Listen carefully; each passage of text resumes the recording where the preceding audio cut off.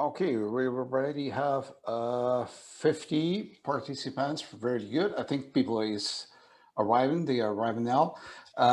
If you don't mind, I will just introduce and then I can pass uh, the floor to you, Professor. Okay?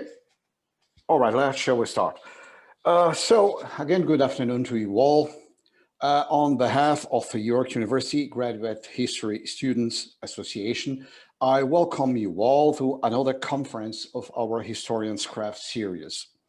Today, our guest speaker is Professor James Scott, the Sterling Professor of Political Science at Yale University, with appointments in the Department of Anthropology and the School of Forestry and Environmental Studies. Well, much of Dr. Scott's work has involved looking at historical models of how powerless or subaltern groups achieve agency and the strategies they use to do it. His book, became a series of vital interventions shaping discourses and research agendas in the academy. Among many others, Seen Like a State, The Art of Not Being Governed, Two Cheers for Anarchism and Against the Grain are not only read across the disciplines of humanities and social science, but considered foundational works in those disciplines. Metis, the Greek concept so crucial in Seen Like a State, meaning deep thought and higher wisdom, can also be applied to the book's authors himself. But Professor Scott, is also very proud of knowing how to shear a sheep. I've been a better scholar partly because I have had this other activity, he said in an interview. So nature is a part of his work and his life. And now he is interested in writing like a river. That's not a surprise. The female titan Metis in Greek mythology is one of the patrons of all the different kinds of water, like river, ponds, and lakes. So Dr. Scott is in his natural habitat. According to him, rivers are living things. They are born, they die, they are occasionally maimed or even murdered by states. However, many times reacts against those projects. The dilemma of the political control of the natural world is the topic of Professor Scott's interest. Well, please, you all welcome Dr. James Scott.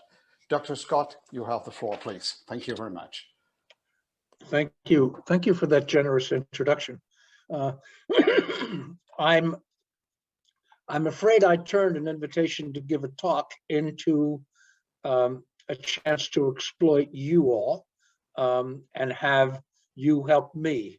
And so I understand the format is that I'm going to talk about a book that I have not written the first word of, but I've done a whole lot of research on it. That's about the Irrawaddy River in Burma. It's the major river in Burma. And I'm still planning how to write this book. My instinct is, having given let me actually say something at the beginning. I'm happy to be among historians, I should say, because I began as a political scientist with anthropology envy. And after a while, people mistook me for an anthropologist.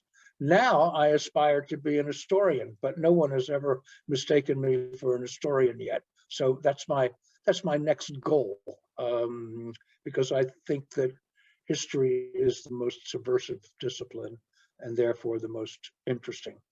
In any case, my work on rivers, the seminar that I've taught on rivers, had some disappointments in terms of the undergraduates whom I was teaching, because for them, a river, unless they are scolded and lectured to at great length, a river for them is so much H2O that has to be divided between different human claimants for irrigation, for drinking water, and so on. And if it's a question of keeping the river unpolluted. It's mostly for the sake of a river that's good to swim in, that provides good drinking water, that is attractive, and so on.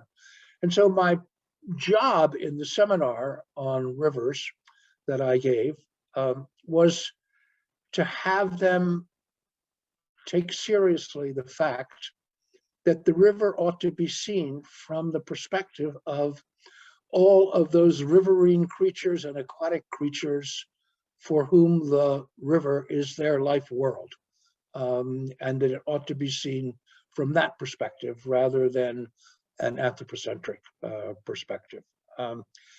This was, I'm going to ask Carlos also to stop me within a half hour when I come to the end of that. Wave your hand, please, if I'm going over. The origins of this book have to do with my love of rivers and fishing and canoeing, but they also belong in a conversation that I had a long time ago, in which I never dreamed I would write a book on rivers. It was a conference at which there were two different groups meeting at the same time. One was a conference of hydrologists and engineers, and the other was Southeast Asianists. I was one of the Southeast Asianists. However, the hosts at this conference site insisted that we all fraternize at lunch and dinner and sit interspersed with one another and have conversations about the other's field. And so I found myself sitting next to a Philippine hydrologist, a very smart guy, and trying to be a good boy and start a conversation with him. I had just learned in the last couple of years that the Colorado River never got to the sea for much of the year.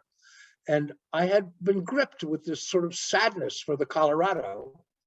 Our idea in poetry and everything else of rivers running to the sea. I felt sad that the Colorado didn't get to do its natural thing and run to the sea. And so I started a conversation by saying that I had just learned this about the Colorado River, and wasn't it a sad thing? And he whirled in his chair and said in a loud voice, "No, no, no.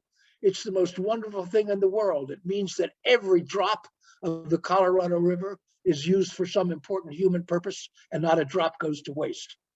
Now, I realized that we were not going to have a long conversation. But it was, if you like, the radically different view of a river as a resource for human use. It's widely shared, his view. Winston Churchill talked about the glorious disappearance of the Nile, when all of the riverine peoples along the Nile shall have divided it up down to the last drop, and it will gloriously perish, having done its job for mankind. Stalin felt the same way about rivers, but was not quite so poetic about it. And anyone from the Army Corps of Engineers or the Bureau of Land Management in the US would have said essentially the same thing. So the book that I hope to write has three themes that I want to very, very briefly introduce. The first is the idea that everything moves if you widen the temporal lens enough. That is to say, the Earth itself, the tectonic plates are moving. If you had a time-elapsed photograph after the last glacial maximum 18,000 years ago, things that we don't think of as moving, like the beech and oak trees that were in the refugia along the Mediterranean, if you had a time-elapsed photograph every 100 years, you would see the beeches and oaks marching north and transforming the soil, bringing with them their suite of mammals and insects and soil creation and so on. So things that we think of as stationary, like trees, actually, if you widen the temporal lens wide enough, they are moving too. And it's, of course, enormously true for rivers. They move all the time. I want to show just one. This is actually an Army Corps of Engineer map of an 800-year map of the Mississippi River. And you can see each color represents a historical channel of the river and historical meander. And you can see that it has wandered all over the map. The white ribbon that goes down here is essentially the current channel of the river when the river is not in flood stage. Here's another section of the river in which the same treatment has been used. If we go to probably the most engineered river in human history, the Yellow River in China, its low gradient floodplain has meant that it has moved enormously over a long period of time. This is from 2000 BC, and it shows all the different channels north and south of the Shandong Peninsula that the Yellow River has taken over time, as it has built up sediment and blocked its own way, and then seeks another way to the sea. In a much shorter period, it has followed many of these different routes as well. And the second to last movement of the Yellow River, which was a movement to the south, was actually a deliberate act by Chiang Kai-shek in 1938 in order to slow the Japanese advance in the Second World War to the north. He decided to ruin the dikes and send the Yellow River south in order to impede that advance. It was successful, but it cost something like 300,000 Chinese lives along the way. So maybe the most important thing about the movement of the river for my purpose is what I would call the flood pulse. It's the most important movement in the annual life of a river. That part of the year during which the river overflows its channel banks and occupies its habitual floodplain. The pulse of high water may come from the monsoon, from snow or glacial melt, or from seasonal rainfall, and it may be of different degrees of variability. But it's a completely natural part of the annual cycle of a river. When we think of a river on a map, it's usually a line, and we don't realize that flood pulse is absent. And yet, for part of the year, for almost all rivers, they occupy all or part of their floodplain. Without the annual, the flooding of the floodplain represents, I think, what we might call the lungs of the river. And I mean that in an almost literal sense. That is the condition of its vitality and the vitality of the creatures who depend upon it. Without the annual flooding of the floodplain, the channel, which we usually associate with the river at rest in paintings and in photographs, is comparatively dead, biotically speaking. Flood is a scare word, is so deeply anthropocentric that I would like to ban its use. It's just the river breathing deeply, as it must.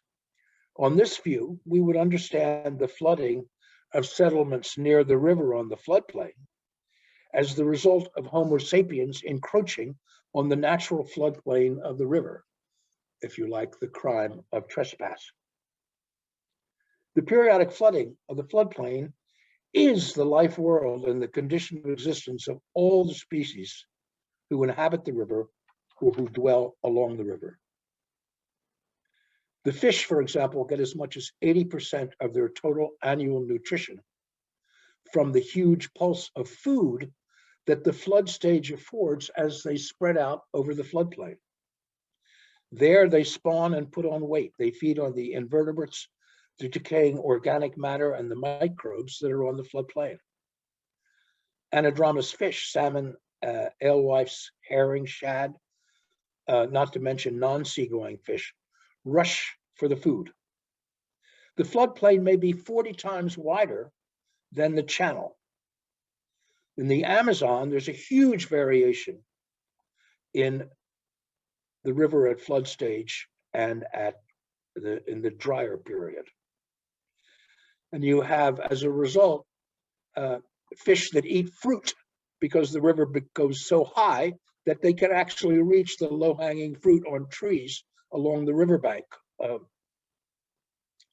The Mississippi fish catch had been declined almost 90% over 50 years. But after the 1993 massive flood, the catch was a new record. And it was simply because the fish had spawned like never before. The same is true for the Danube, and the statistical series have shown that the greater the extent of the flood in a given year, the greater the fish haul the year after. But it's not just fish, but a whole cavalcade of all those creatures that depend on such a concentration of nutrition. Waterfowl, riverine wetland birds, muskrats, foxes, wolves, raptors, herbivores come for the fresh grass sprouting after the flood recedes, and all the microparasites that feed on this cavalcade. As the flood recedes, much of this nutrition returns to the channel, where some of the larger fish, let's say channel catfish and dolphins, benefit, as well as the comparatively immobile shellfish, clams, and bottom larvae. That is to say, the point is that the flood, as it recedes along the river's tributaries, it provides most of the nutrients that are found later in the channel. So in a sense, the channel-bound creatures would not survive were it not for the nutrition brought back by the recession of the flood from the floodplain. It goes out, if you like, and gathers nutrition and delivers it back to the channel.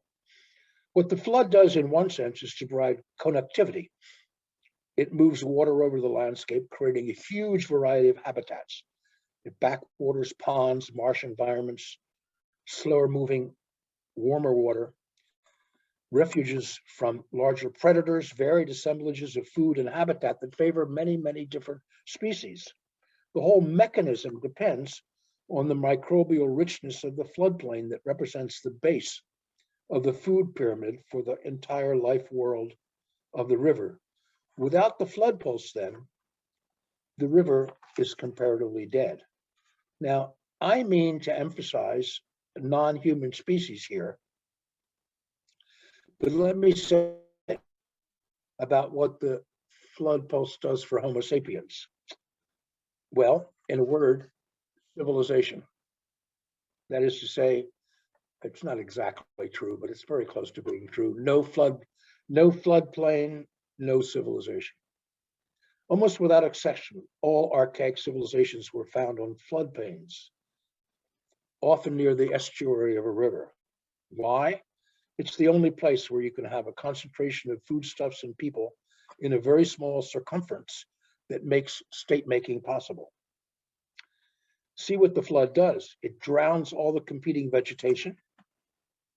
It lays down a layer of nutritious silt that provides nutrients to the crops. It provides, if it's well behaved especially, as in the Nile Valley generally, a perfectly harrowed field ready for sowing. No plowing is needed. Often you can just broadcast seeds. In a sense, it does most of the work of agriculture simply by the action of the water. For those of you familiar with swidden or fire field or shifting cultivation in upland areas, there's an exact analogy, I think, of what fire does in order to create swiddens and what water does in order to create floodplain agriculture. So the first agriculture practiced in the world was flood retreat agriculture, or décrue in the French term. And the effect, in a sense, of this, because we're a lazy species, this was the only form of agriculture that was so labor saving that it competed rather well, even in fairly abundant environments, with foraging and hunting and gathering.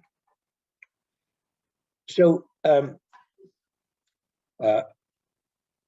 am I doing, Carlos? Another 5 minutes? No, you already have 15 to 17 minutes. Oh, well, I'll stop early then. Fine, I can extract more from your help. In a word, what maybe I should show, it's not a very good image, I'm afraid. This is the Irrawaddy River that I'm going to write about. It is the major river of Burmese culture. That is to say, if you go up the river 400 or 500 miles, you find the same religion, Buddhism, the same spirit worship, the same language, different dialects, of course, and so on. But this is, if you like, a cultural highway in which Burman civilization expanded. However, if you go even 40 or 50 miles off the river into the hills, you find yourself among peoples with a different language, different religions, different practices, different agriculture, and they are the so-called tribal peoples or ethnic minorities of Burma. This is not, this is from a book on disturbance agriculture, and it's hard for you to see perhaps, but it tries to depict the rising water level and what it brings back into the channel over time. It is this flood retreat, flood recession, not dealing with agriculture, but simply with the nutrient movement that the flood pulse makes possible. It's too bad that this periodic, regular flood pulse is understood under the category of disturbance ecology. What is striking about this is that it's not a disturbance at all. It's part of the natural movement of the river. And the disturbance, if you like, is an effort to stop this flood pulse over time and to prevent the movement of the river. So humankind has been sculpting rivers for its purposes forever, but only with the invention of dynamite around 1870 and subsequent earth-moving machinery and reinforced concrete has the sculpting taken on protean proportions. It's more like some combination, I think, of, I don't know, taxidermy or amputation. I say simplification because the intervention was often for a single functional purpose. The Rhine is a striking example. I think I have a picture of the Rhine somewhere, perhaps. No, sorry. Here we go. The Rhine was, there was a treaty in around 1800 called the rectification of the Rhine, as if God had somehow made a mistake and the Rhine had to be corrected. And as a result, there was an effort to remove meanders, remove all barriers in the channel, to confine the river to a single bed with no braids, of uniform width, of uniform depth, and if possible, uniform speed of current, and make it into a canal as far as possible. Of course, this is a kind of dream never achieved even by engineers. And you can see all the meanders and loops that were eliminated, and the total Rhine length was reduced by 105 kilometers. The effort was to take a variable and turn it into a constant to make a predictable, uniform, straight river.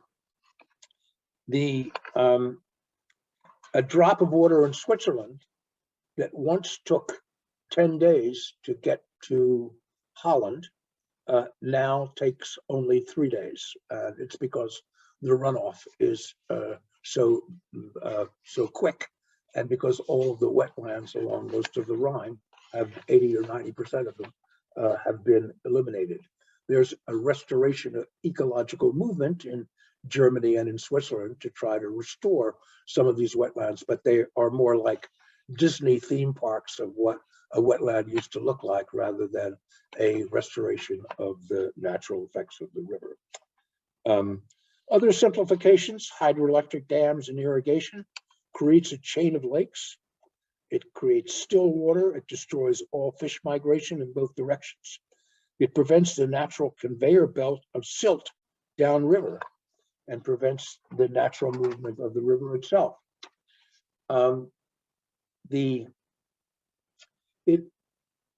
When looking at what has been done to rivers, I began to ask myself the metaphysical question of when is a river still a river? How many things can you do to a river and still call it a river? I don't propose to solve that this afternoon, but it reminded me of a colleague when I taught at Wisconsin who had a cat, and for some reason the cat's tail had been amputated, and the cat was then neutered. And the last time I saw the cat, its claws had just been removed because it was tearing the furniture apart. And it led me to ponder for several days, how many things could you take away from a cat and still call it a cat? And it's the same thing, if you like, with a river. If you turn a river into an aqueduct, as is true for the Yellow River in some places because the bed has been raised above the surrounding floodplain, if you turn it into a navigation canal and so on, you have something that's wet, but the question of whether you have a river anymore remains to be seen. My way of understanding this, most of the things that we try to repair in rivers ought to be understood as what in medical terms is called iatrogenic illnesses. That is to say, iatrogenic illnesses are those illnesses that arise from prior medical treatment, like, for example, the superbugs that evolve in hospitals because of the selection pressure over the use of antibiotics. There are a whole series, if you like, of interventions that themselves create, partly because of selection pressures in, if you like, if we're talking about germs, that create more massive problems down the road. And so I think that one way of understanding the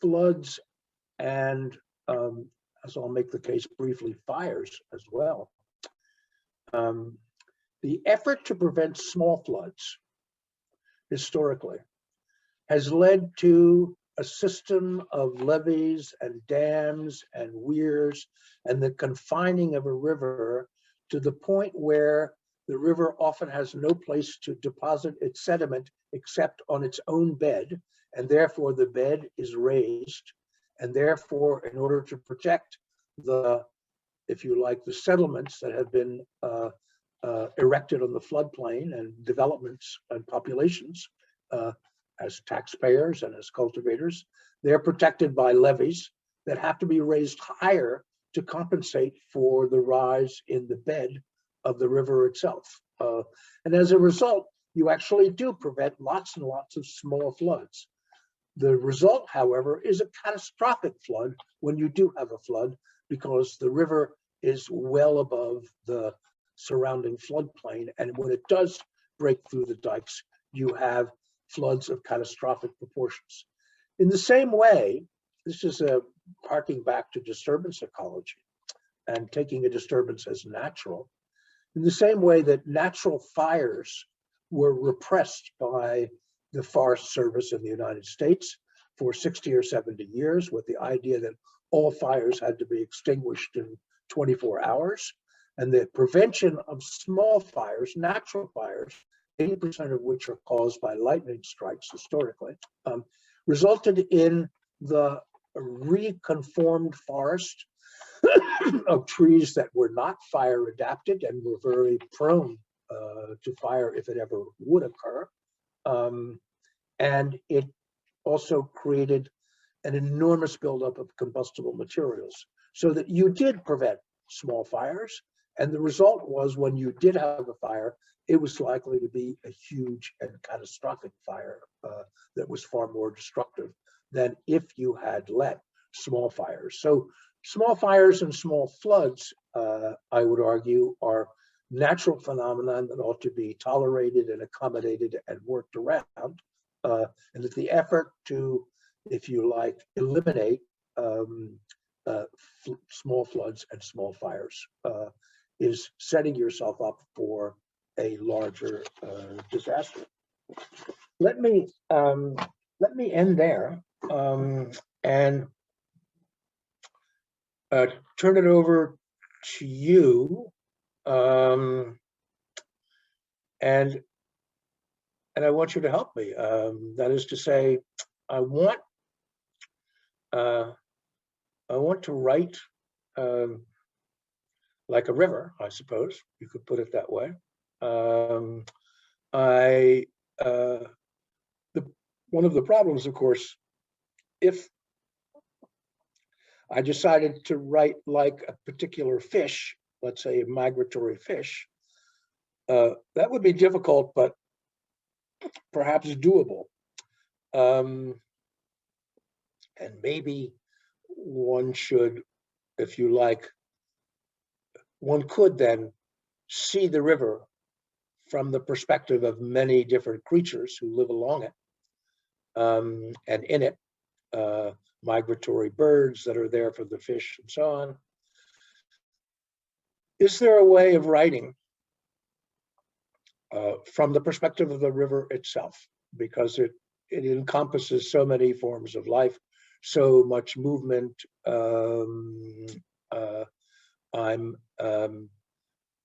I've been struggling with this for 6 months, and the invitation from York, I thought, okay, I'll do this, but only if they help me figure out how to write my book. Thank you. Thank you, Professor. So many thanks first for sharing your ideas here with us today. Now we can proceed to a Q&A, but I would like to remind you that Dr. Scott wants to hear our views, or as he put in his words, he wants our active engagement to help a struggling writer. So please raise your hands or use your Zoom emotion hands to ask questions, please.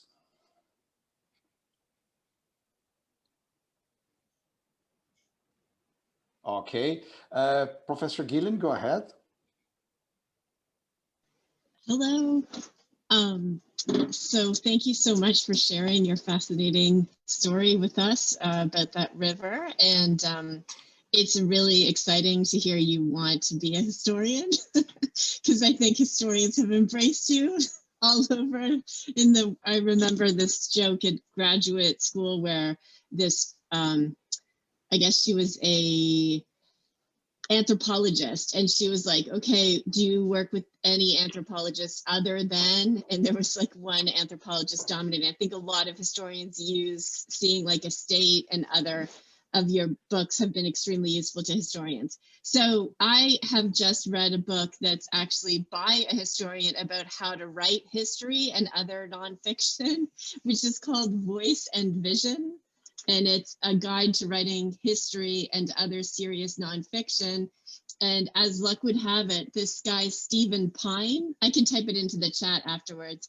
He wrote about fire just before writing this book. So he has, I guess, faced a similar challenge of how to make a natural phenomenon come to life. So I think the book's Fire in the Americas or something. So I don't believe that he did go as radical as narrating it from the fire's perspective, but I think it's an exciting idea, and if anyone can pull it off, it's you.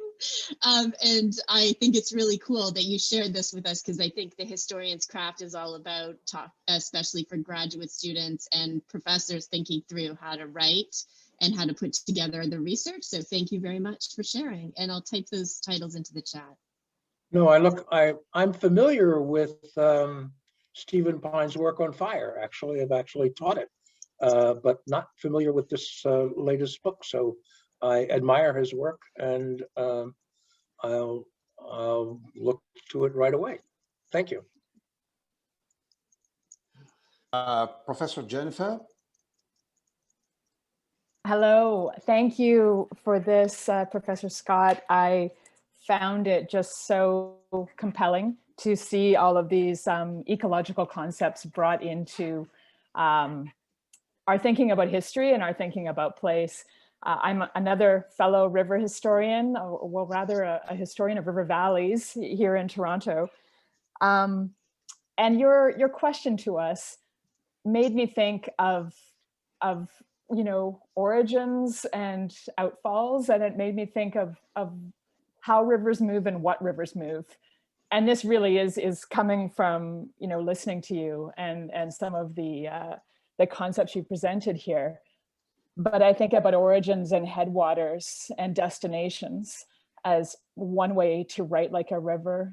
I think about the ways that we describe how rivers move in different portions of their length, whether we're talking about eddies and pools and that kind of thing. And I don't know if you can be thinking about your source material by using those kind of metaphors of movement.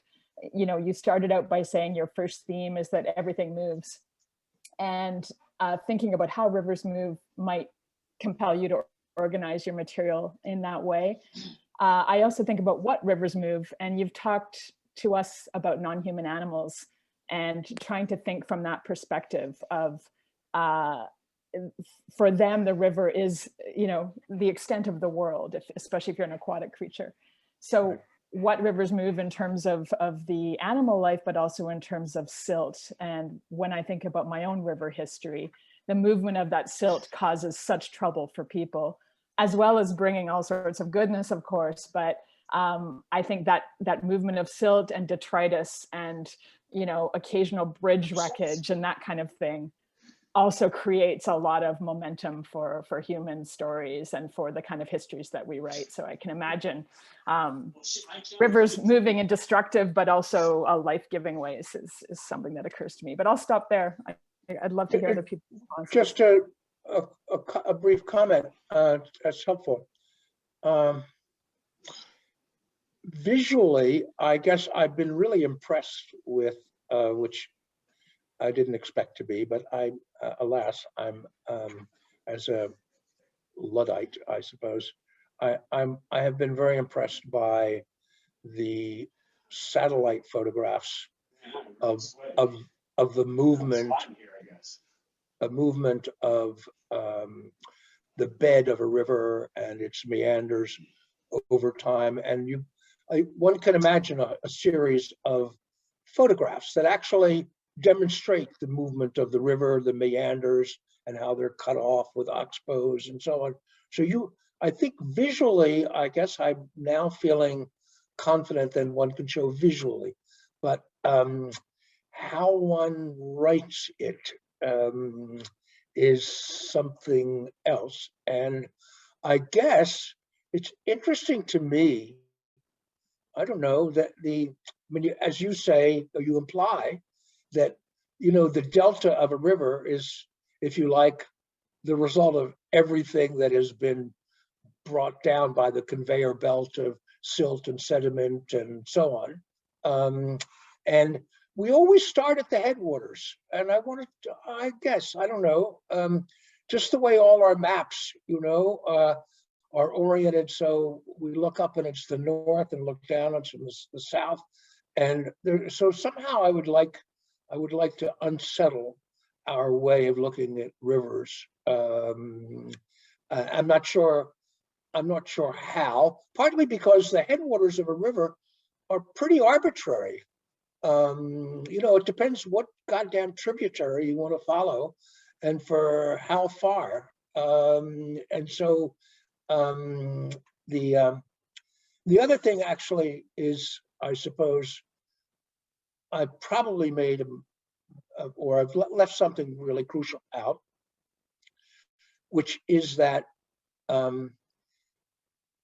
I've talked about cyclical, seasonal flood pulse, when in fact massive floods, which are also natural, although they're exaggerated by anthropogenic changes, that most of the changes in the Mississippi River, and I wouldn't doubt maybe your river, occurred during, you know, the peak flood during 2 or 3 hours when it jumped its banks and carved new channels and new meanders and went back to old. So that somehow I think I may have overemphasized the regularity by concentrating on the flood pulse. Well, I'm following here the order. The next is Robert Flewelling, please go ahead. Hi there. Thanks for giving the talk there. That was great. I'm also a historian of rivers. I tend to focus more on the human aspect and colonialism in Canada, but I guess for me, given what we were just talking about, which I also appreciated, you might not like my suggestion, but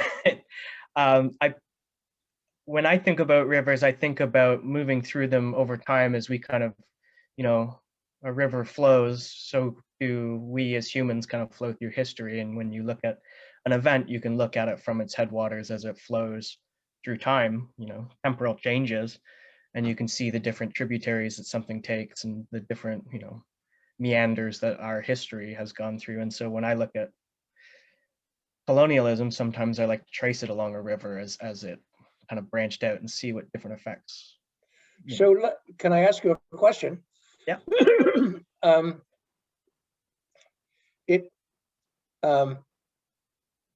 The question is, I suppose, it's something I'm pondering as well. So that if one wants to talk about the relationship of Homo sapiens and a river, the fact is that most of the rivers we're talking about were around long before Homo sapiens had anything to do with them. Whether we're talking about the Mississippi. The exception to that, as if I'm not mistaken, is actually the St. Lawrence, in the sense that my understanding is that the St. Lawrence was created by a pulse of glacial water from Lake Agassiz that just shot through, right, and created, you know, we're talking 15,000 years ago. So Homo sapiens was around. But so the question is, does it make sense to go back to geological time?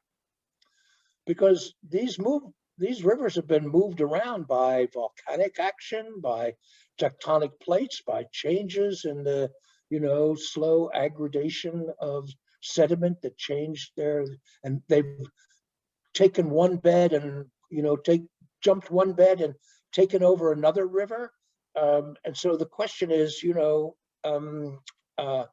it gets to that problem of, is it the same river if it's kind of taken over, if you like, the channel of different rivers over hundreds of thousands of years of geological time? And that's you know, I'm hardly a geologist, so it terrifies me that I should have to write a geological history of the river. I guess in conclusion, I like your point about the Danube as well, because I think from like a human or colonial perspective, you know, we want that stability. We want that, you know, that river to be the same, and we want it because of the way we use it. And I think I like your perspective of creating nuance and disturbing that. So keep up the good work. Good luck. Okay, please, Professor Matthew Avendin, please. Thanks, Carlos. I just wanted to say thank you to the York community for sharing this event. I think it's, you know, one of the upsides of the pandemic. There's got to be one. Anyway, thanks so much for this talk. I found it really stimulating in a lot of ways. And since you invited us to press you on some things, I thought I'd challenge some of the conceptions at the center of it. So I love the idea of focusing on the flood pulse and of flooding as a central dynamic in river history. And I really like the idea of a non-anthropocentric approach and maybe taking a fish's point of view to write history. But it occurs to me that there may nevertheless be an anthropocentric assumption at the core of the approach, insofar as the floodplain is seen to be the kind of a central important part of the human history of rivers as you relate it today. And that raises the question, I think, of whether that's true for fish. So for example, if we thought of salmon, of course, the attraction for food is important in the delta and estuarine environment, but what about the oceanic phase of life history? What about the return to spawning beds and so forth? So it's one phase in the fish's life history, but just one. So I just wonder if there might be another way of casting the narrative, which might get you away from that potential risk of an anthropocentric focus on the floodplain, and the idea of this area being the lungs of the river also sounds a bit anthropomorphic to me. Anyway, I'd be curious to hear your reaction. Yeah, it's true that for anadromous fish in particular, the river is not their entire life world, right? I'm thinking of eels, for example, that would spawn in the Sargasso Sea and then come and live, right? Unlike salmon, in which it's the other way around. And so I think that's true, and the same could be said for birds. You know, birds are flying 5,000–6,000 miles from other watersheds, other continents, in order to avail themselves of the food that becomes available, you know, along a particular river at a particular time. And so, yeah, I think the fish that are, if you like, endemic freshwater fish that stay in a river system. And it's generally, what's interesting about biodiversity, is my understanding, is that unless Homo sapiens starts carrying, as they did, of course, rainbow trout and so on from one river system to another, what's interesting about freshwater endemic species is they generally don't move on their own much, unless in massive floods, to another watershed altogether. And so that's why you get watershed-specific species, I think. But I take your point that concentrating on the floodplain may have some disadvantages and needs to be qualified. Uncle. Okay, the next, Jeff Miller. I don't know if he's still there. Okay, otherwise, Professor Tom Cohen, please. Hello. Oh, hello, Jeff. Yeah, hi. It's not Jeff. So this is Sarah Spike. Who some of you there will know me. I'm using my partner's computer. Sorry. Oh, no problem. Go ahead. So I'm a historian of coasts, ocean coasts, and I can't help but see the sort of similarities when you're talking about the flood pulse. Everything that you're saying about that, about the vitality that comes from the flood and the sort of differentiation of the land between the flood and the channel, is, to me, is tides. You're talking about tides and tidal kind of movement, and I wonder how Mm. thinking about tides, thinking about the ebb and flood of tides might complicate the sort of the way that you're thinking about floods in terms of rivers. There's I think a timescale difference that's very interesting in terms of the tide in the ocean is twice a day, whereas if we apply this sort of idea of a tide in the river to a sort of seasonal tide or seasonality, cyclicality, I think the time scale of that is makes for something really interesting, maybe. No, it's a good point. And after a couple of years of teaching a seminar on rivers, it dawned on me that I actually needed three courses. One course on headwaters, as someone described them. One course on what you might call the main stem of a river, right? Maybe another one on the tributaries of a river, which are usually the largest part of its watershed. And then you need a course on deltas. And in a sense, the delta is generally defined, I think, as the extent of the influence of tidal, right, pressures. And that's where the distributaries, as they call them, tend to begin. And in fact, the Irrawaddy Delta is only, most of it's been built in the last 8 or 10,000 years, and probably has to do a lot with human activity and settlement and deforestation. And it has grown, I think for a while it was growing at 50 meters a year. And it's only the creation of a whole series of dams on tributaries that have blocked sediment that made the result that the delta is no longer growing. But you're right that in a sense, the saline influence of tides and the movement back and forth of this zone that is actually rich and abundant in quite remarkable ways. It needs a separate treatment, and the flood pulse works only in part. I mean, it's not as if the flood pulse is absent, but the tidal influence is just as important. Or just that the flood pulse, I think, mirrors tides but in a sort of a different kind of time scale, I think, a sort of yearly time scale rather than a daily time scale, and that there's sort of complementary concepts, I think.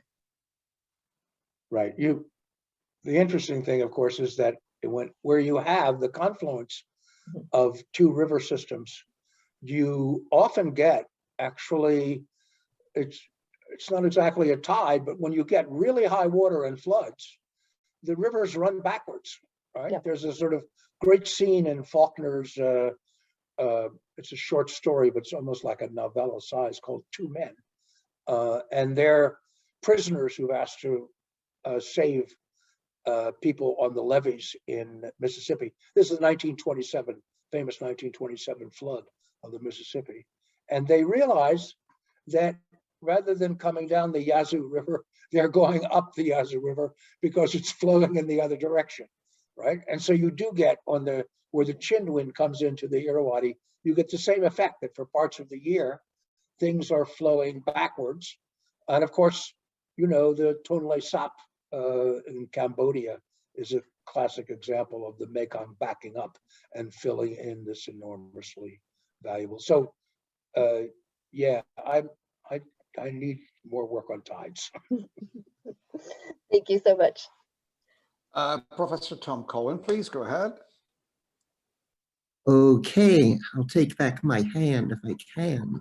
Yay, okay. No, it's so wonderful to have the famous scholar. We've had a bunch of them, and they've come and they've told us wonderful things about what they do. But you're the first one who's gone and asked us for advice, and that's so great because it enlivens everybody to be able to jump in. And so I'll jump in a little bit. I've never written for a river, but I did write a short chapter in The Voice of a Piece of Cloth. And so I have the thought for you that you could make your book polyvocal, multivocal, that you could speak for the river in a moment, in short time, in a season, in a century, in millennia, and give its adventures. But you could then switch and you could speak for individual species, for webs of species, for humans working with the river, humans trying to master the river. You could speak, you could create a kind of braided book, as braided as the Rhine looked before it got mucked with by the Germans who tried to put it in good ordnung. And as you do it, you have a great deal of freedom, in fact, because you're a famous guy and nobody's going to hold you responsible. I have tenure. I don't have to worry about tenure anymore. And what's more, you've written about resistance. So you can write a resistant book, which is resistant to various canons, both ecological and geographical and historical, because nobody's going to stop you. And as you do it, one thing you can play with is the famous story by Borges about the planet. There were two planets, right? One planet was all verbs. It's in Labyrinth. The other planet, there were only nouns. Because in some ways, it's a fascinating thing, because your river is a thing, but your river is also a process. It's a process in time, and it's a process across time. So the valley is a thing, the oxbow is a thing, but the oxbow is also process. And that tension between thing and process that's there can also then in some ways start infiltrating how you write. Because you can write as thing, you can think about the shape, the banks of a chapter, the dikes around the chapter set by scholarship, dikes of footnotes and so on. But you can also, in some ways, as you are at this point an established tenured scholar, you can also overflow the banks of scholarship. You can write turbulence, right? You can write laminar, smooth prose, or turbulent, confusing prose like Faulkner's. You can, in many ways, use the very model of the forms of a river to offer you models for exposition. So you can get really creative and before be crazy and nobody will stop you. And the next thing you should do is you should listen to the graduate students and see what they tell you next. First of all, I would like you to send me your piece on cloth, the chapter on cloth, if you would. Thank you. And I'll try to live up to your high expectations for the high-spirited use of process in the actual writing. It's intriguing, and I want to pursue that. Well, Professor, I'll read a question from Professor Shankaraj. He's having to leave before, but I will read his question. Are tides not much more predictable than river floods too? Are tides not much more predictable than? I'm missing a noun. Could you read it again? You're muted. You're muted. I'm sorry. Are tides not much more predictable than river floods too? Yes. All right. So, I should elaborate a little bit. What's striking to me is the complete nonsense of the idea of 50-year floods and 100-year floods. That is, if there are two things, at least two things wrong with it. One of them is that we don't have a statistical series long enough for most rivers that would allow us to make generalizations about 50-year and 100-year floods in the first place. Now, if we're talking about the Yellow River or the Yangtze, or maybe even the Danube and Rhine, then we have a longer timeline, and we're a little closer. But the problem is, the whole idea of the 100-year and 50-year flood is based on the assumption that it's the same goddamned river from one time to another, when in fact, deforestation, a whole series of interventions, right, and so on. So the Mississippi River, I mean, I think the Rhine actually had 400-year floods in something like 12 years. Well, that gives you pause that something's wrong with, if you're going to have 400-year floods in 12 years, something's wrong with the system that statistically predicts 100-year floods. And so the fact is that, the Mississippi in 1900 was still 80% forest along the banks. And by the time 1850, by the time 1927 rolled around, something like 80% had been deforested in terms of the banks. And so you had a hydrologically, and that's not to even mention the Missouri and all the tributaries, you had a river that was completely different than the river that was the basis of measurements that you would use to hypothecate a 50-year flood or a 100-year flood. Anyway, every time I hear this is a 100-year flood, I want to go crazy. Thank you. Next, Christina Wood, please. Hi, thanks. I also work on rivers. I just finished, well, 2 years ago now, I finished my master's project on the Ottawa River, and I'm picking up on that in my doctoral work. And I also had trouble with this language of flood. And that's kind of what I wanted to pick up on, is what to replace that word with, because it can get really clunky. In my own writing, I was trying to use high water and low water to talk about flood events as humans understand them, to try and destabilize that idea, that that anthropocentric idea. So I don't have an answer to what word or what set of words might replace flood. I'd love to sort of hear from you if you've thought about that word. But when you mentioned ecological disturbance, or was it, I think ecological disturbance or disturbance ecology, I thought that was a really fun word to imagine turning on its head when you write Like a River, to talk about the disturbances that the river experiences, the riverbed experiences. I'm particularly interested in sand and the riverbed and dredging. And I imagine that, you could write about that from the perspective of the riverbed, and use that language that ecologists use to kind of play with that. This is the question in my ramblings has been lost, but I hope you can speak to some or any of this. Thanks. No, that my provisional solution, which is, I think, unsatisfactory, is to talk about the flood pulse. But the question is, why am I using the word flood in the first place? Because of its historical associations. It has it's one of the great, fire.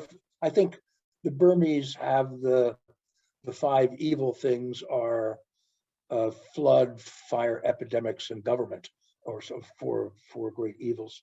And so obviously one wants to see floods as a natural phenomenon, and whether I'm not entirely sure that saying high water and low water get you out of the soup that you're in, or that they get me out of the soup.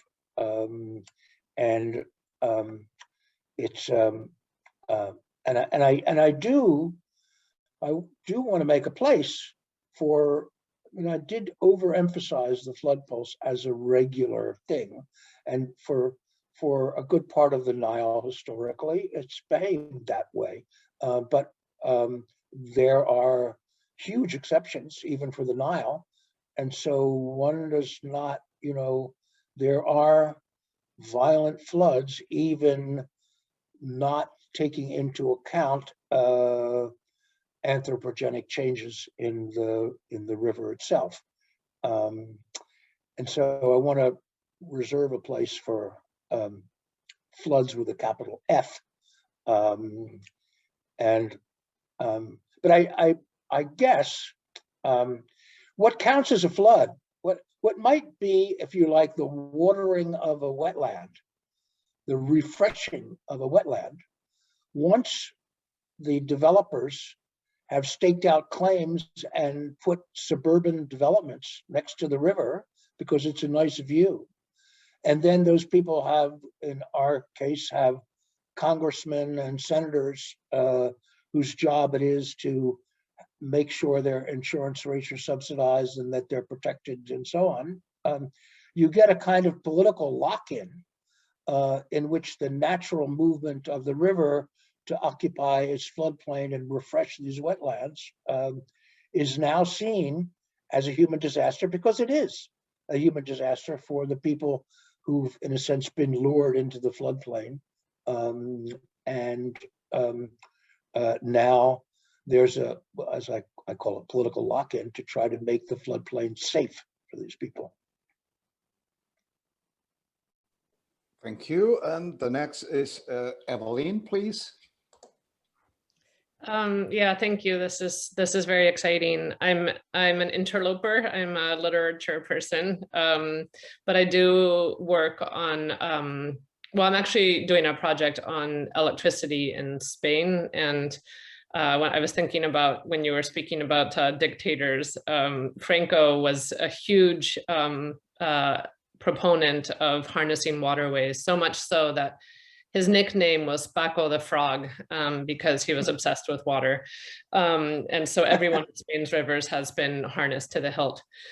In fact, you know, it made me wonder as you were talking, if there's any river in the world that has not been harnessed for energy extraction or irrigation. But I was thinking a lot about the form. So I liked what T. Cohen said, and I've written from the point of view of cyanobacteria and from the point of mountains. And I think both times I found myself writing slightly in a comic tone. And I think it was because I think when we write from the perspective of another species, we want to do it so that humans try to get a different perspective. We're not doing it for the sake of the other species. The other species don't need us to anthropomorphize them and everything, right? So we're doing it so that humans maybe can think outside of the box of themselves essential. So I think like to do the anthropomorphization tongue-in-cheek might be one of the ways to kind of play with that a little or disrupt that a little bit. And then the last thing, which is very much like what you said as well, is that I think you're talking so much about really interesting content that's going to be in this book. And I was wondering if you took the form of a river, you know, so that the book's shape is, or the movement of the book is like the movement of the river. And then you can have different moments that kind of flood out and then, you know, get constrained in. And, you know, if the book felt like the movement of a river, maybe that would be one way to get at it. But thank you. I can't wait to read it. Well, I want to think about that last suggestion that you gave about trying to have the book move the way a river moves. I like it, and I'd like to see if I could do something with it. As you say, the comic tone, I mean, I also like your comment about the comic tone in the sense that, you know, there's a part of me, first of all, who am I kidding? It's not the fish that's speaking, it's me, Homo sapiens, right? And, you know, when we speak for the environment, it's us speaking. When we speak for, you know, primates that are endangered, it's us speaking. You know, there's a part of me that wants to say, this is the hubris involved in trying to, you know, see the world. I mean, I know from fishing a little bit about how fishermen and ichthyologists imagine that fish see, right? But, you know, I don't see with the fish's eye. I don't live in the water. I don't know if you know, there's a part of me that if I do this, I want to somehow minimize the hubristic content of it, and maybe humor is the way to do that. I don't know if you know the book, I think by an English veterinarian, called Being a Beast. It's a kind of unsuccessful but wonderful beast. I mean, it's sort of like the people who tried to fly the early planes before the Wright brothers and they crashed, but it was a noble crash, if you like. Is he the one that tried? Is he the one that tried to be a goat and stuff like this? Like he actually. He was a badger, right? Badger, yeah. 5 months he was a badger. He was a river otter. He was a swift. He was a urban fox, and so on.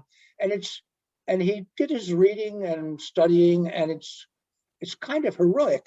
And I mean, he did things quite extraordinary that I don't think I'm capable of. Which, so, for example, with the badger, because the badgers operate by smell, and just an inch or two above the ground, he got 6 or 7 different kinds of cheeses and put them in different rooms in his house and blindfolded himself until he could find each cheese just by following the smell, right? I mean, it's heroic. Absolutely, you kind of love the heroism of it's a failure, but it's such an ennobling and instructive failure that it's I'm not sure. Well, I'm babbling now, but I admired his effort, even though it failed. I mean, utterly failed.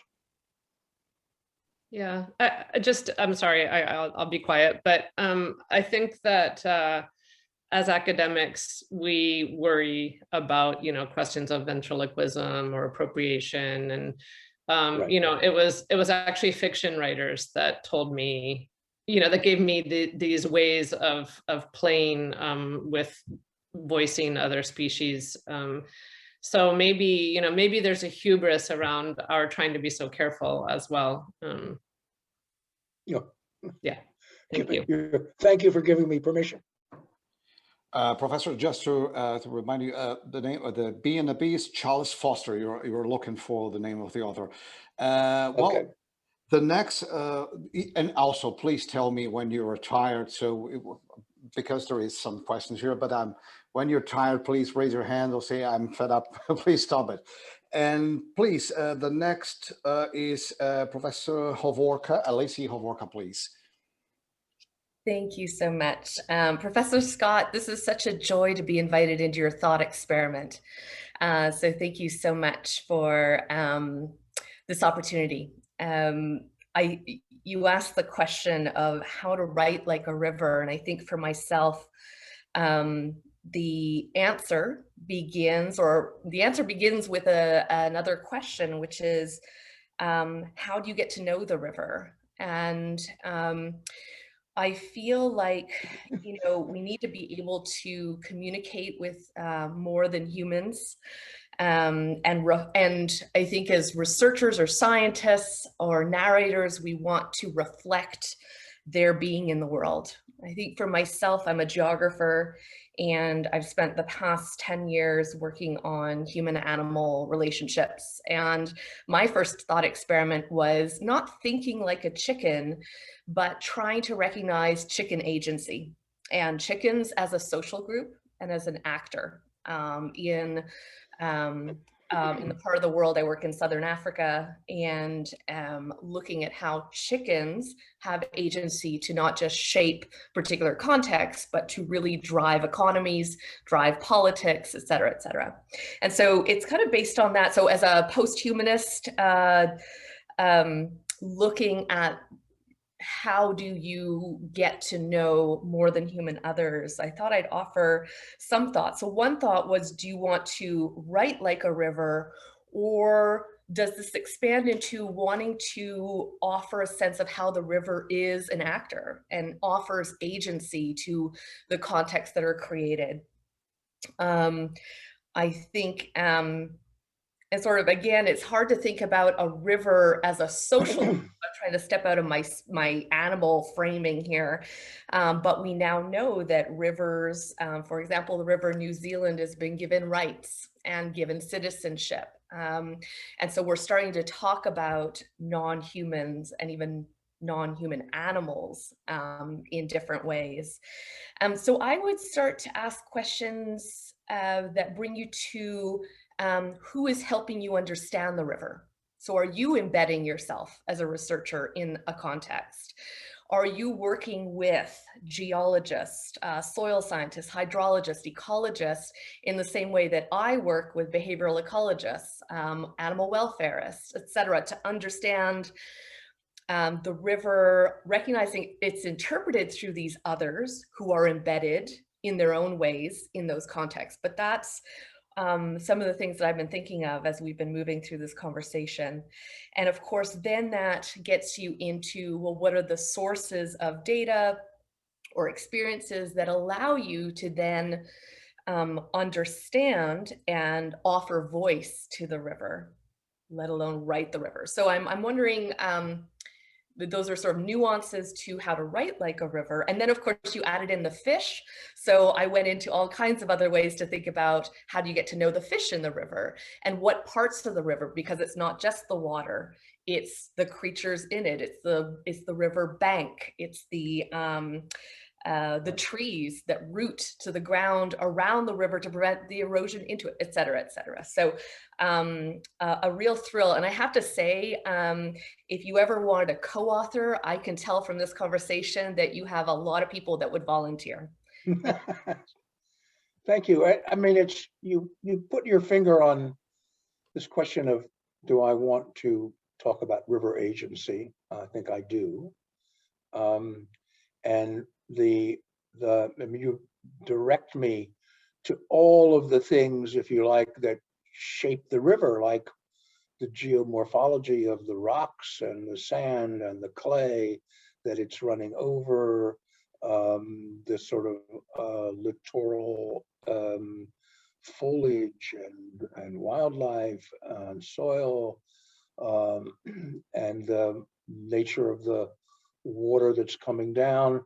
And so the problem, one of the problems, of course, which is obvious, but let me restate it anyway, is that I'm trying to describe what is not just a process, but a composite, if you like, right, of many, many, many life forms, each of which are attached to the river in different ways. And so I find that particularly difficult. I've been working hard on Burmese for some time now, and have spent a lot of time on the Irrawaddy River.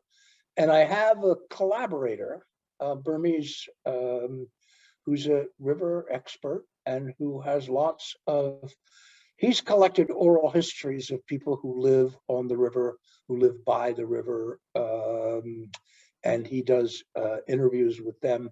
And he also is something of an expert on fish migrations and the different catches and how they changed over time. So I'm hoping that this will be a genuine co-authored book, because he can do things that I can't do, and provide, if you like, a kind of richness that I'm incapable of, partly because although I speak Burmese, I find it hard to follow fast conversations in Burmese, and I'm, enough of an old fart so that it's not as if I have another 10 years to work on my Burmese. So I think I have to rely very strongly on him. Professor, we have 3 more questions. It's you acceptable or? Sure. Okay, let's go. So next, please, Murat. Thank you so much. Let me lower my hand first. Oh yeah, thank you so much. I really appreciate the being in the such a great this talk, and I'm really happy to see Professor Scott here in this great event.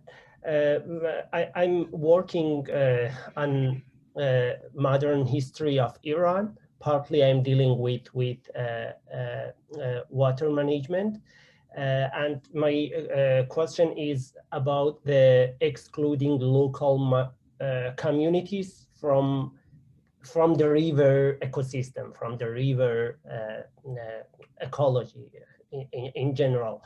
So my questions is first, to what extent the local community manipulation of the river differs from the kind of central state manipulation? Is it just a question of scale, or it is different qualitatively? And the second question is, to what extent the exclusion of these local communities from their right over water, over the shores, over the rivers, affects the has affected the ecology of the river itself? Thank you. So it's a good point, and obviously, you know, it's completely irrational, as I think your point is, or one of your points must be. It's completely irrational for me to not include Homo sapiens as one of the species, right? That is a user of the river and dependent on the river, rather like the birds and mammals that use the river as well, and that catch fish in a different way, etc. And that use, if you like, the sediment and the grazing and so on. So it's I just want to put Homo sapiens in its place, right, among all of the species. And the question, I think, to your earlier question, I would say that the scale has changed radically. That is, there's a George Perkins Marsh wrote a book called Nature and Man and Nature, or Nature and Man, in 1864. And it was about all the things. This is before steam power and before dynamite and so on. This is before we gained the kind of tools that would allow us to massively re-landscape the world.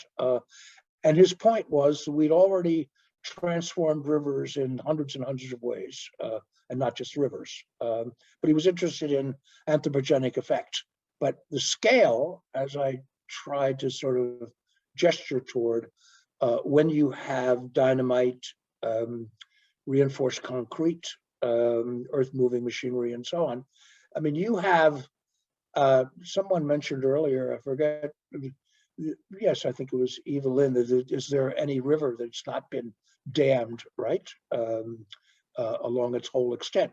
Well, the Irrawaddy River doesn't have a dam on its whole extent, actually. Its tributaries, alas, are very much dammed, preventing all of the movement of sediment and life forms and so on. So I think there is, if I hadn't torn up my political science membership card, I might be writing a book about the dam industrial complex in which the Chinese and Norwegians and Germans are busy building dams all over the world, having dammed the hell out of, let's say, China.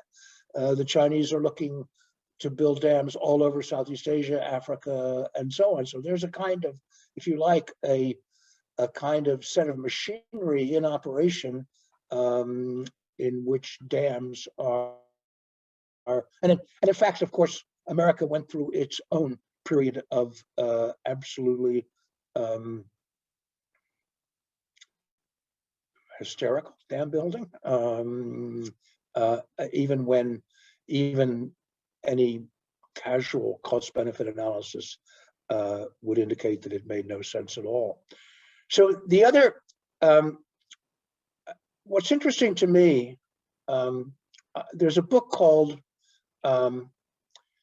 by Mark Elvin, called The Retreat of the Elephants. It's a 4,000-year history of the Chinese environment.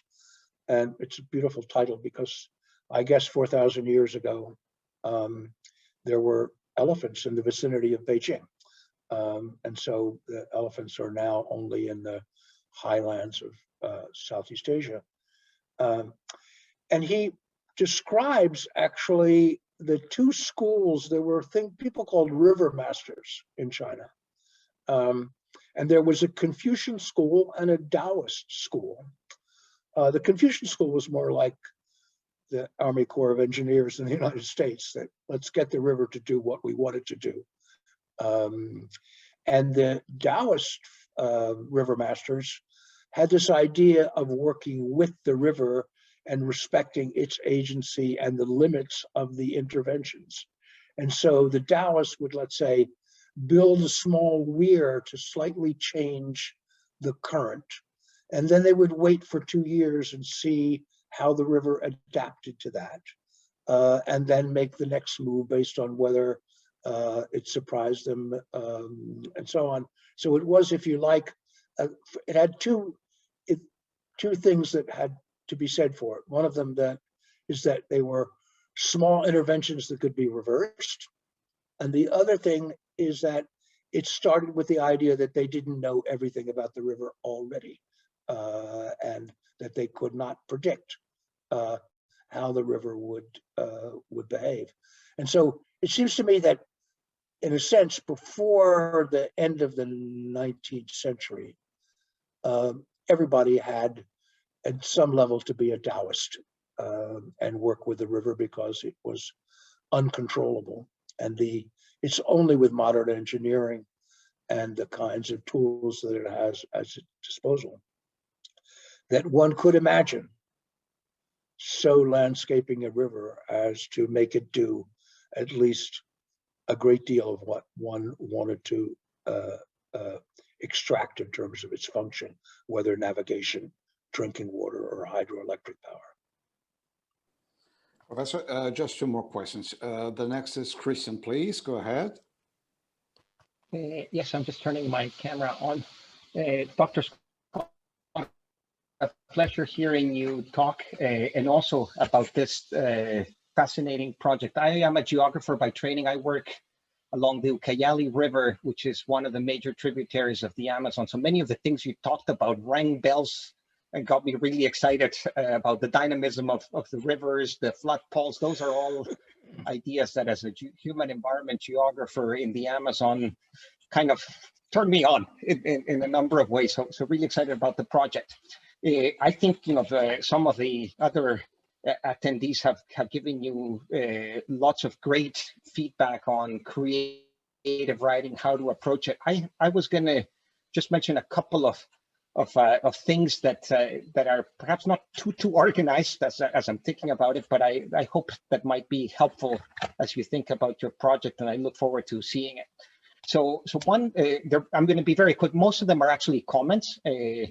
But you see, one of the first thing I was going to mention was that, you know, working along the Ucayali, one of the things that local peoples often talk about is the river being capricious, right? Because it's very active, as the Mississippi used to be, and so on. It's a very high, large meandering river, which speaks about this issue that was mentioned by others about the agency of the river, right? Which could be a good or a possible threat. And this connects, I think, to a second point, which you, I think, alluded to in your previous answer, which was, I'm glad to hear that you're not leaving people completely out of the picture. And in particular, I was thinking of riverine populations. So indigenous peoples or people that have been along the rivers in the Amazon, there's the tribalized populations that have lived along the floodplain and make use of the floodplain in I think, probably less intrusive ways, or connecting with some of the other comments right. working with the river pulse rather than changing it. Right. Right. And I think there could be a lot that could be learned from those local voices. Right. I know in the context of the Amazon, there's kind of those direct and material connections, but there's also the symbolic, right? They see themselves as you know, the river having a mother and some more spiritual connection with Right. elements connected to the river, which could be interesting.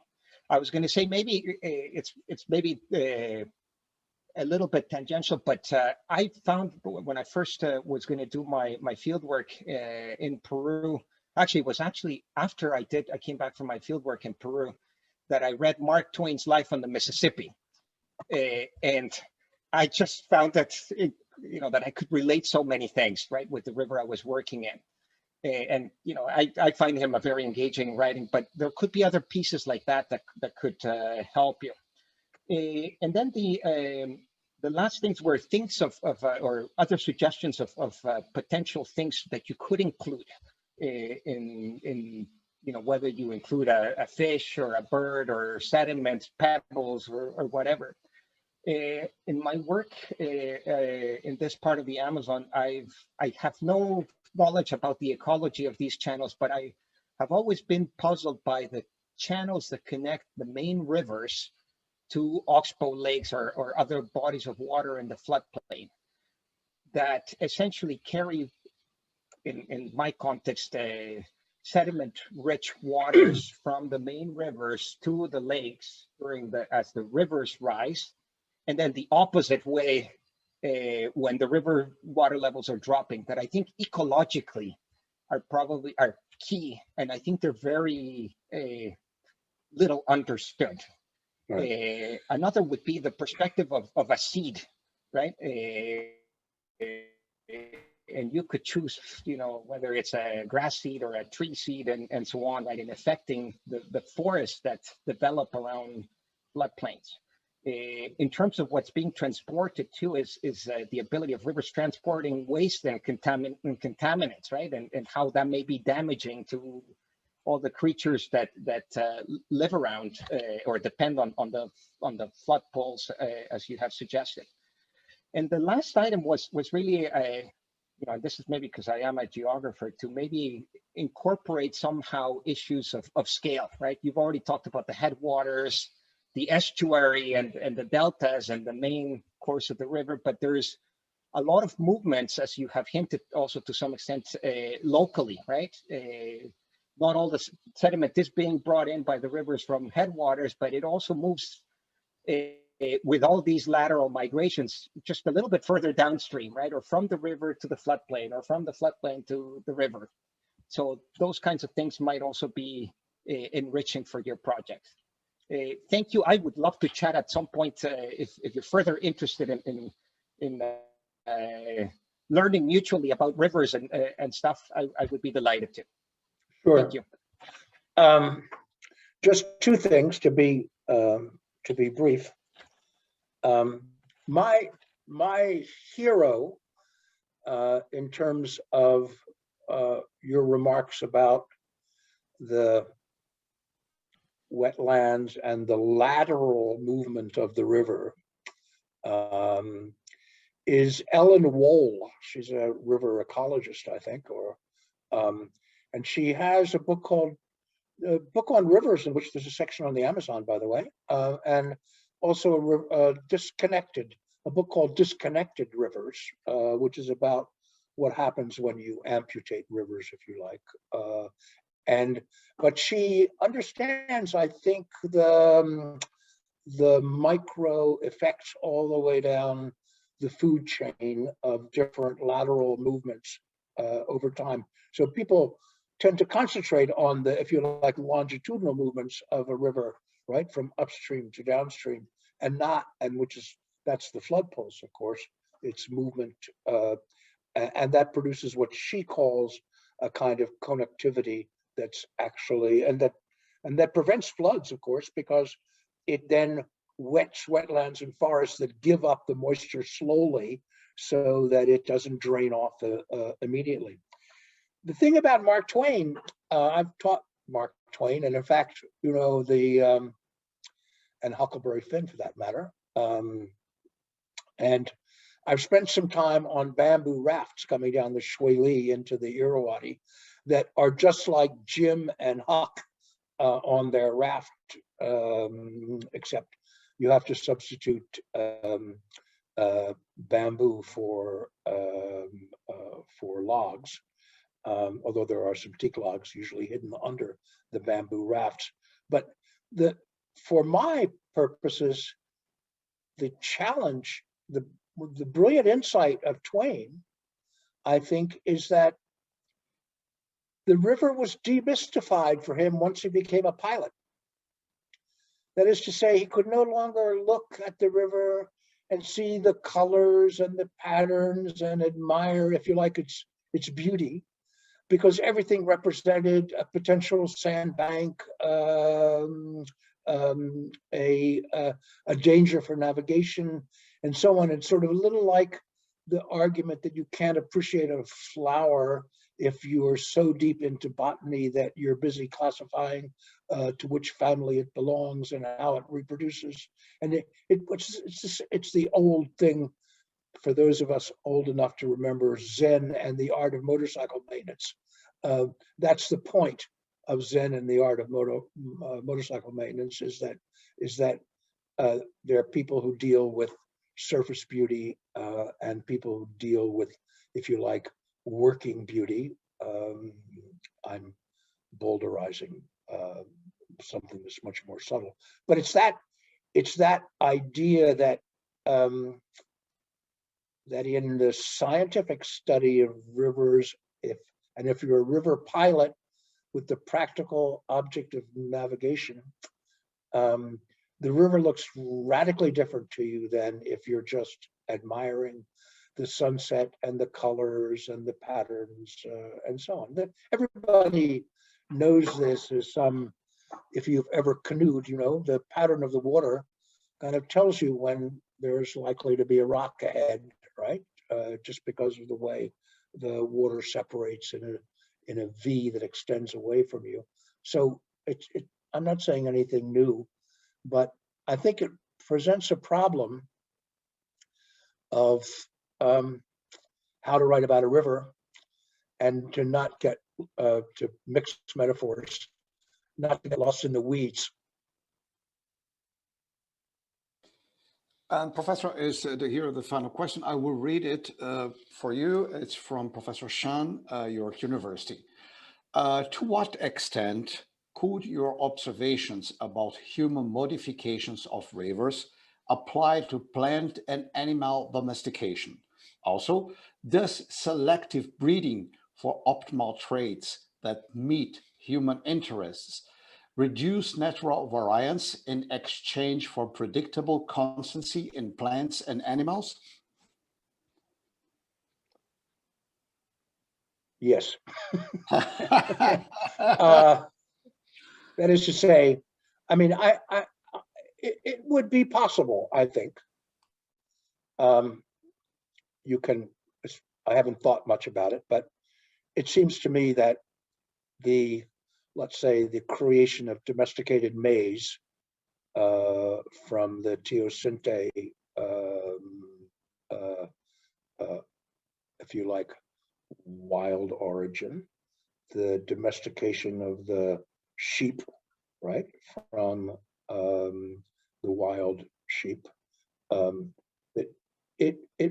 It's one way of thinking about what we do to rivers is domestication, and domestication is a process of, if you like, shaping another life form so that it serves our purposes better than the wild form, and in the process it reduces the diversity of the wild forms often.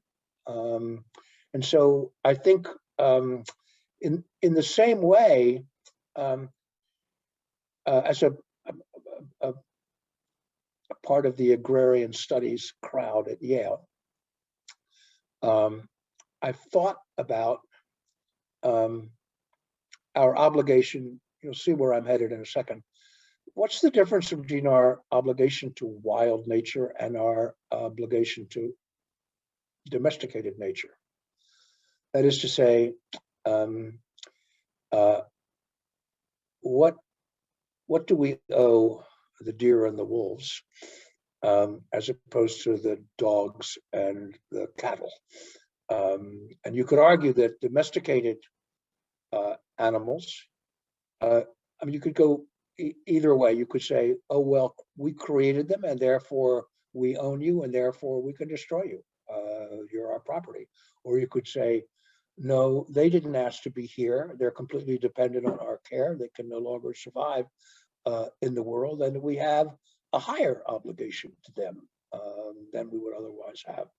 And the same, you know, we have domesticated rivers, and then the question is, what do we owe the river, right? In terms of trying to restore as many of the functions of that river as we have taken away and amputated in the course of making a river do exactly what we want it to do. That's something I haven't figured out, but I think it's worthy of reflection. Professor, would you allow me just to ask you a very brief question? Of course. All right, very, very brief. As a historian, indeed, I should not ask literary questions, but it is impossible not to ask you. You are thinking the river as a first person. And we know that in literature, narrators are, well, very seldom reliable when they are telling their stories. And here we have a kind of interaction of relationship. We have a desire to control from one part, and from the other part, you have an unpredictable behavior fighting against this desire to make the river an inert thing. It's almost like a Flaubert romance. Will you deal with also with this kind of literary aspects while writing like a river? I hope so. I mean, as is apparent from our discussion, I'm trying to be as reflective about this and what I'm doing or trying as I can possibly be, and not have it be completely paralyzing. And I go from thinking I can pull this off to thinking that, oh, this is a hopeless will-o'-the-wisp and impossible hubris. And so how to do it reflexively and self-consciously and not, that is to say,